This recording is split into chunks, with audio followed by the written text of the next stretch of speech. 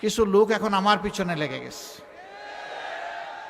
আমার টুইটার, যেটাকে এখন এক্স বলে, সেই এক্স আইডি হ্যাক করে অত্যন্ত নোংরা মেসেজ সেখান থেকে দেওয়া হয়েছে। আমাদের আইটি টিম, সাইবার টিম খুব দ্রুত সেটাকে রিকভারি করে ব্যবস্থা নিয়েছে এবং পেয়েও গেছে যে কোন জায়গা থেকে কারাই কাজ করেছে।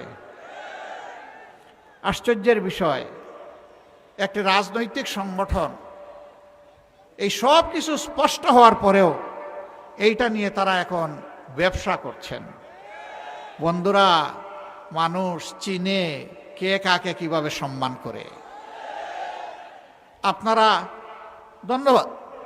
আমরা অনেক জায়গায় হয়তো আমাদের কথা নিয়ে যেতে পারছি না সময়ের সীমাবদ্ধতার কারণে। আপনারা যেভাবেই হোক আমাদের কথাগুলো পৌঁছে দিচ্ছেন, এই জন্য আপনাদেরকে ধন্যবাদ।